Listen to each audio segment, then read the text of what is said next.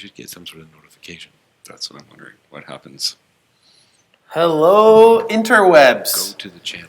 We are trying our first Q&A podcast live stream, testing our live stream here in the midst of the current state of affairs for church, and seeing how this is going to go, and working out some of our technical difficulties. So we thought, what better place to try this than our Q&A podcast? So we've got a couple different camera angles to try to make this work with social distancing. Brock and I are far enough apart here, and then on our other camera angle, we've got Doug and Blake. Everybody give a wave. No, over there. we're watching it live, and we're not on the live. Oh, no, Right. we are. Yeah, it's So just not like a couple there is a bit seconds of a behind. delay. Okay. yeah, there is. Cool. So it's not actually live. It's like, well, It's did you see the whole thing with what's her name, Jackson? Live? I think everybody's prohibited live stuff to be able to shut down with that 15-second delay that since that event. Are you concerned about a wardrobe malfunction with this podcast? Because if so, I'm leaving. Not concerned about those, but YouTube may be, and their rights and terms of service. So we're trying this out. But let's jump right into our questions. Our first one is, the more I read the Bible, the more I see the common themes of wisdom versus foolishness, and holiness versus sin. My question is there a difference between foolishness and sin, or are they just different perspectives in the same thing? That's an interesting question. I would say there's a difference between them. I'd say there's a lot of similarities between them. Sin is foolish, and a lot of foolishness is sin. But I think you could behave foolishly in a way that isn't necessarily technically sin. I think it would depend on how you define sin. And so I think those are some reasonable questions we need to ask in order to answer this question. So what is sin? And, I always fall back to, I don't remember where I read this, but sin is anything that you do that, how did they word it in the book that I read? I really liked it. Anything you do that hurts someone else is sin. As just a very simple definition of it that's all-encompassing. Like, how do you define sin? Or hurt someone, because it could hurt yourself, I guess. And so could you do something foolish that's sinful? Possibly. Well, is this where you get the, don't be foolish in your drunkenness, right? And where then drunkenness becomes a sin because of foolishness, and then you're not representing the Father well as an image bearer of God. And that's where I see the connection between foolishness and sin, because God is not a foolish God. I'm sure God loves to have fun. Yes. But I think we do. Like that, I think we equate foolishness with fun, and they're not the same thing. They're not the same thing. You can operate in wisdom, and I think there's wisdom in having fun. Totally. But I think that's where there's the similarities. I don't know if I would equate them. I think the line is really close. Yeah. But because we're made in the image of God, we're ambassadors of Christ. We are supposed to be his idols, walking around representing him to the world. And if we're foolish in that, then we're making our God look foolish. And our God is the God of wisdom. And I think that's where, there's the big connection. Yeah. Where you might not necessarily be causing harm, but are you being a good representative? And that's kind of where I think there's a lot of overlap between the two, but I think technically you could do one that isn't the other. Mm-hmm. Yeah. I guess all sin would be foolish because the wages of sin is death, but you could be foolish and maybe not technically be sinning. Right. Like it would be foolish to be irresponsible with your money. I've often thought foolishness is that there's a tension we live in between wisdom and enjoyment of life, right? Mm. We're called to have life and life to the fullest. That's what Jesus came to give us, but we're also called to live with wisdom. And I've always thought foolishness is where we start enjoying life today at the expense of tomorrow. Right. And using the analogy of our finances, if we're spending all our money and not saving anything and mismanaging our finances, maybe that's not sin, but it's sure foolish. Right. And so that's what I think there's a lot of overlap, but I think they could be not necessarily exactly the same. I have a discussion with a friend of mine fairly often about fear. And his deal is that fear is that's the worst thing. That is what God is trying to keep us from, is fear. So he says that sin, that doesn't even really rate, that's just a word, but fear is sin. Fear encompasses everything. So I think with this question, I think of foolishness. I'm like, could you say foolishness, like we're saying, is the same as sin? But I wonder if there's just a God piece in that, right? Like when I have this discussion with my friend about fear, if I just talk about fear, fear isn't necessarily doing against God, right? Fear can be a natural reaction to anything. And yes, it might be foolish. It might lead to sin or whatever else. But it doesn't necessarily mean that I have a relationship with God if I'm just avoiding fear. Right. If I'm avoiding sin, the whole idea of sin is that it's missing the mark with God, right? So I do think there's maybe a difference even with foolishness and sin. Like I can be foolish, but I might not be doing that against God or out of God's will. If I don't have a relationship with God, I don't even know that, right? Yeah, totally. And I wouldn't use the word sin for that. Like if I don't have a relationship with God, I'm not going to say I'm sinning. I would just say I'm foolish, or I would say that person is foolish, right? Right. But in the eyes of God, does he see those things as sin? When they don't know him, but he obviously knows them, how does that line up there? Well, I would say, and that's the conversation I have with this friend all the time, because to me, yes. Yeah. Like it doesn't matter if you have a relationship with God or not. If God is real, then yes, anything against God is sin, whether the person knows God or not, right? Yeah. All right, we'll jump on to our second question here. You didn't answer. Oh, well. What are you? Because we're live now, you're just going to be like Mr. Host and avoid all the difficult conversations? I'm just clicking I buttons. know. to change the camera How interesting angle. is that, eh? You guys covered a lot of what I wanted to say, where I was thinking largely. Sure we did. There's a lot of overlap, for sure, but I don't think they're mutually exclusive either. The one example that came to my mind is like not wearing a coat outside of minus 25. That sure is foolishness, but I wouldn't call it sinfulness. That's where I was going. I think there's going to be things that are harmful even to ourselves, maybe going back to your definition, that aren't necessarily sinful, but absolutely line up as foolishness. And I think maybe even on the other end of things that could be considered not foolish, but be considered sinful, where I'd look at, and we'll probably get into this a little bit in the next question, but managing your finances to such a degree you've squeezed out any need to trust God with it, because I've built up enough in my own. That's wise according to the world, but could be sinful because I made an idol out of money. And so, I think they're not mutually exclusive. That's a good point. Yeah. See, Kyle, you do have good stuff to add. Yeah, be encouraged, Kyle. But I do want to, just for the people who are watching, that you're free to engage with us in the comments, ask questions as we continue on. That's one of the fun reasons why we're doing this live, so that we can still engage as a community. Sorry for all the camera flipping there, too. I was trying to keep up. So thanks for being patient with us as we get used to all this. You are our guinea pigs. Yeah. All 5 of you that are on right now. And I've got 1, 2, 3 devices here, so 2 of you. Our second question. In Genesis, God creates a woman after seeing it is not good for man to be alone. But in Corinthians, Paul says he wishes church members would remain unmarried.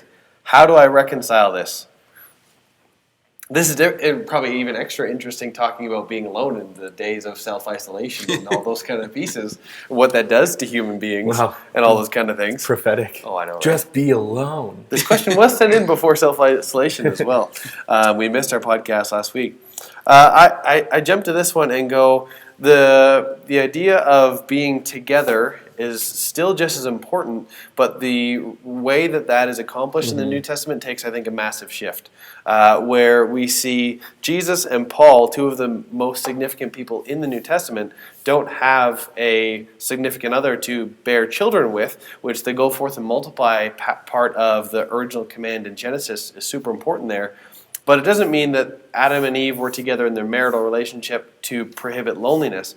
The New Testament, I actually read a book recently. It was early church fathers arguing for or against marriage, and the large majority was that Christians shouldn't marry in the early church, right up until around 180, 200, maybe even beyond, which is really interesting because they're saying we no longer need to multiply by adding children, but by welcoming into the family through conversion and through acceptance of Christ. And so I think Paul's command here to focus on expanding the message of the gospel in the kingdom, we can do that better sometimes when we're single. I have single pastor friends, one of them sitting right next to me, who can dedicate time and be more flexible than I can with my schedule because I have love and responsibilities at home that I need to deal with as well, versus the quick last minute calls, and I could put aside some responsibilities if I were single, maybe different. And I think Paul's kind of calling to this is we're all, it's not my part. I would also say, and not that I disagree with anything you said, because I do, but I just would add to that as well, that in You the do new disagree with No, I everything don't he said? disagree. I want to add something on top of that. I caught that too. As well, just that in the New Testament, we're presented with a new community. Yeah. And the new community is the church. And we're meant to be a new family, the family of God, that brings everybody in, even those people who don't have family, nuclear family, traditional family, whatever, Old Testament family in the first century. However you want to define it. The idea of Genesis, God saying it's not good for man to be alone, still translates into the New Testament. But it's no longer, I'm going to put a man and a woman together, but it's that I'm going to bring them into this new family. And I think that there's been times when the church has really missed the mark in really making nuclear family ministry the be-all, end-all. Yeah. And like that is what we're all about, and that's what you should be all about when there are families that, for a variety of reasons, no longer fit into that mold, and people who never got married. And we've not done a good job of welcoming them into the family of God, which is the New Testament model that provides for the same provision that is not good for people to be alone. Yeah. I was thinking also on this question, if you wanted to really get into a deep conversation, I don't know that we do, but Why not?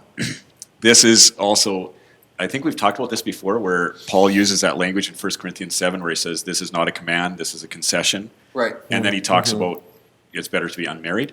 So is that, when this question comes in, is it really Paul saying this is a command? Like this is a godly thing that we should all not be married? Right. And I think we've already discussed that probably not, right? This is Right. Paul advising on maybe doing ministry, but not so much on just the general public, right? Yeah, and I think I agree. I think he's talking a lot about ministry. Like, imagine how much work you can do. Imagine how many people you can invite into our already existing family when the church is just beginning. Yeah. Right? Like, if there's an option for you to go out and invite people into this family that's supposed to be better than the nuclear family, choose that option. But yeah, I would say it's maybe along the lines of wisdom over a command, where there's wisdom in going and participating in this new family that's supposed to be so much better than anything we've ever experienced, rather than the nuclear family that you've been born into, that can have its dysfunctions as much as the church has its dysfunctions. But there's supposed to be a special unity. And I think that's what Paul is really trying to emphasize. But I would say in response to that the church only has dysfunctions where people aren't willing to let Christ be the head of it, right? Whereas in the household, the head of that household may be dysfunctional and causing dysfunction.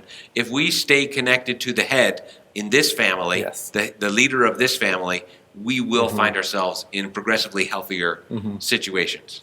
And so the leader in this family is a model of perfect health, and that would be another advantage. Yeah. Fun stuff.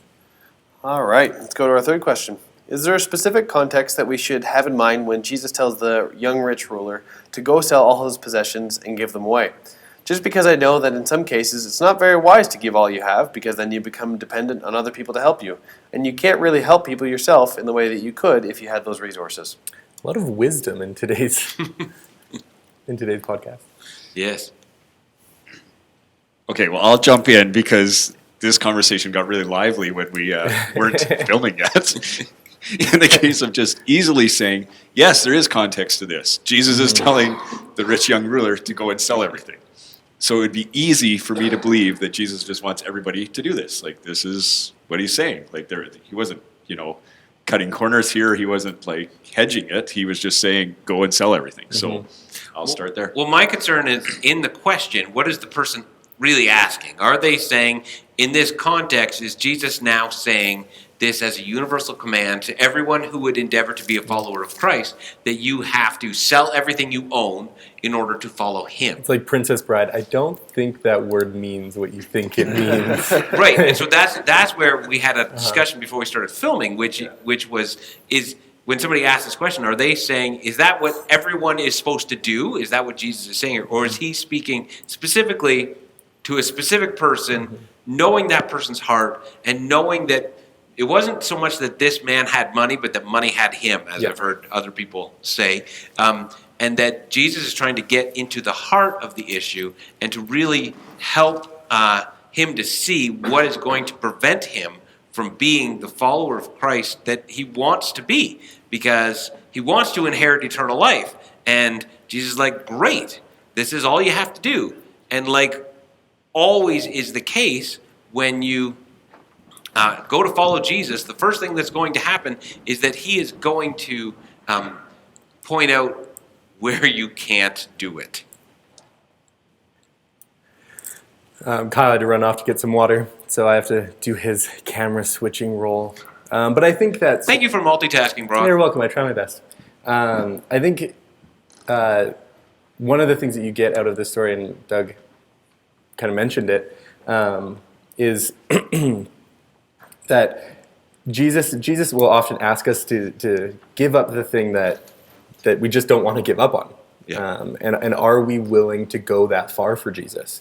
And he often uses extreme examples, like unless you hate your father and mother, Yeah. you can't be with me. Right? Using not that we should ever hate anybody, because Jesus, the way of Jesus is the way of love. But are we willing to put Jesus so high and valued in our lives that we're willing to let go of the things that we think are most important, including all of our riches, our commitments, whatever else it might be? Are we willing to sacrifice that much for Jesus? And I think that's what you get out of it. Yeah. Even in another part of the Gospels, where man says, "I'll follow you, just let me go bury my father." Yeah. Follow me, let the dead bury their own dead. Yeah. Like, we look at that and we read that, we're like, oh, that's a wonderful thought. And we don't realize how offensive that is. Totally. Right? Like, if you heard someone say that, if somebody stood up the next time we could have church on a Sunday morning and said, Pastor Doug, I want you to mentor me, and I'll just, I'll do whatever it is that you want me to do, and I just want to learn from you. All I ask is that you let me go do my dad's funeral. And I was like, no, you're either in right now or you're not. I don't think anybody in the church who's listening to that would be like, wow, that's really wonderful. They'd be like, Doug, don't be such an idiot. Yeah. And Jesus always cut to the heart of anything that would vie for allegiance to him. Yeah. And we see that in this story as well. I'm going to ask a book club question right now because we haven't discussed The Interior Castle that we've been reading. But that book is like cutting me to the soul as far as going. It's written by, a 15th century nun. And her Saint Teresa of Avila.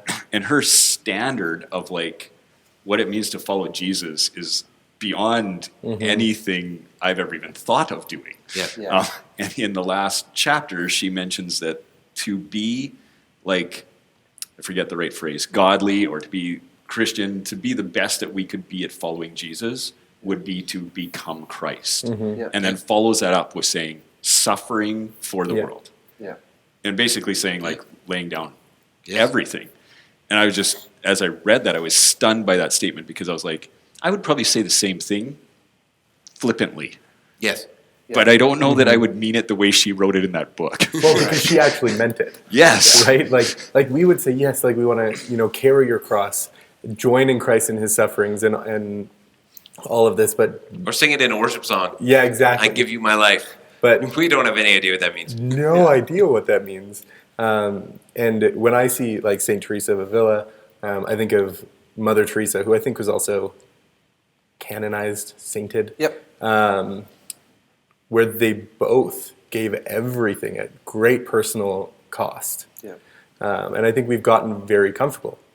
I think Jesus would ask us the same question that he asked the rich young ruler, because a lot of us are comfortable financially. Would you give this up for me? Would you participate in my sufferings in this way? And I think the majority of people who follow Jesus would really struggle with that. If not, say, no, I don't think I can give that up. And in the same with, Saint Teresa of Avila, be like Christ, which is what Christian means. How many of us are able, for one, we're not able to do that without his help. But how many of us have a desire, like a heart desire, to do that. And I think that's what we constantly have to keep in check. And I think that's that process of sanctification.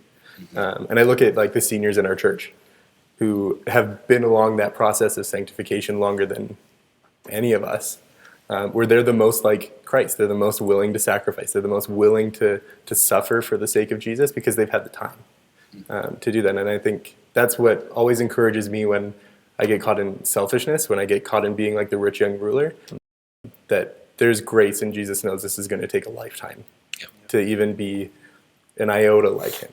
Yeah. But I think that also we need to remember that the surrendered life doesn't mean you're going to be a Mother Teresa.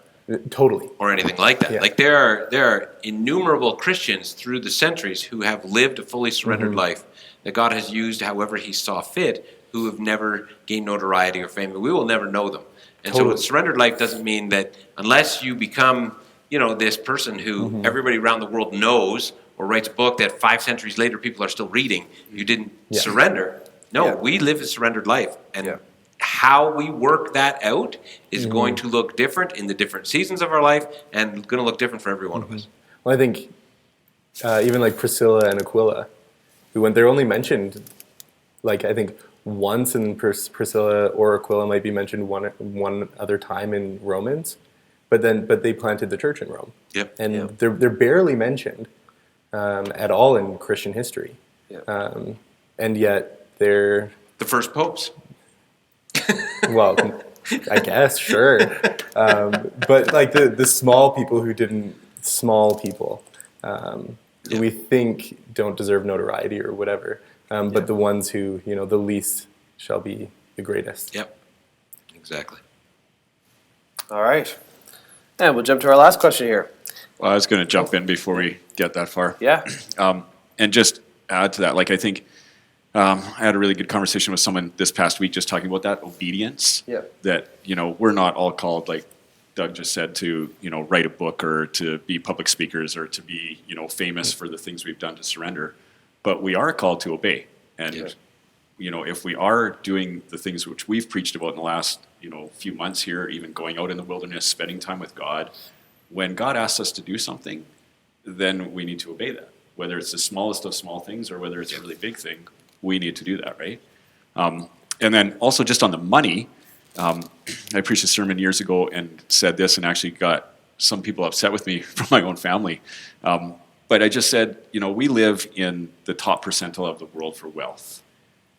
And I said, God chose, for whatever reason, if we believe he's sovereign, to have me born here and all of us sitting at this table. And I think with that came the responsibility of how we would handle that wealth. Yep. And I do believe that someday I'm going to stand before God and he might ask a question such as, okay, I gave you a lot. What did you do with it? And I said in that sermon, I'll say right here today, and if I say, well, I put my kids in hockey and I had a really nice vehicle and my house is awesome. Did you see that, God? Yeah. I'm not sure that that's the answer he's going to be looking for. Yeah. Yeah. Ouch. Sorry, guys. I preached that at myself, but I think that, right? Absolutely. Absolutely. Yep. Our last question for today. If Jesus were physically here today, would he disobey the government and continue ignoring social distancing, lay hands on people, and encourage mass gatherings for messages? Awesome questions. It is a great question. It is an interesting question. I think that Jesus, and I'll answer this by sitting on the fence, that I think Jesus would not have mass gatherings in contradiction with what the government is saying. And you don't really see Jesus wanting mass gatherings in the New Testament. You just see crowds following him.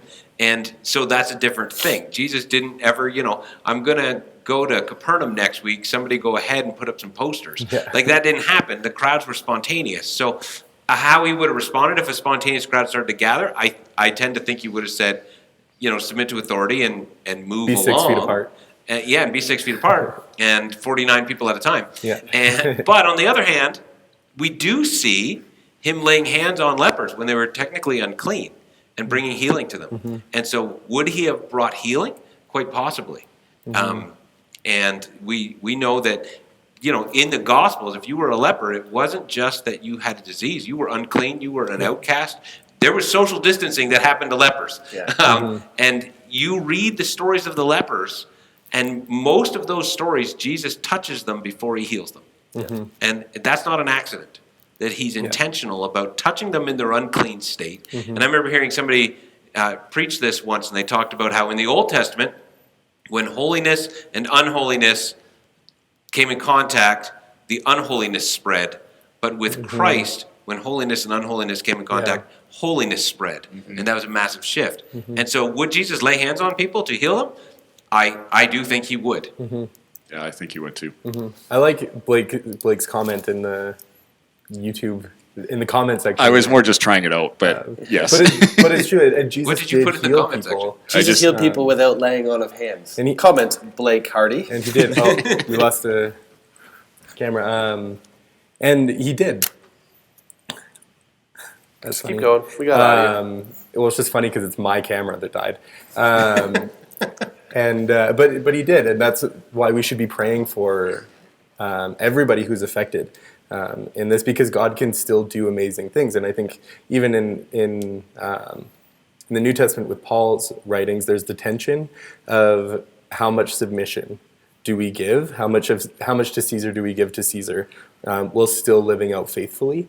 And I think that's a tension that Paul, that he doesn't just say, you can do this until it gets to this point, you can submit until it gets to this point, and it's a tension that we'll always have to wrestle with of how faithful do we want to be while still submitting to the government and to the regulations that are placed on us. How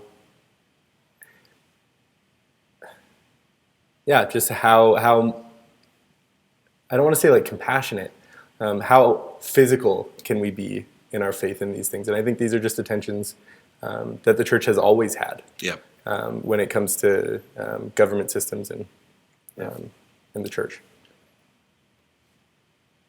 Yeah. I won't add any more. That's good. I was going to add something, but I think what my first thought was, when Jesus does challenge rules, it's typically because there's something wrong with the heart of them. Yeah. And it's mostly the religious stuff. I don't see, maybe you guys can correct me, does Jesus challenge any Roman rules just for the sake of challenging them? No. I don't think so. He challenges laws of religious status because the heart of them is off from what God wants.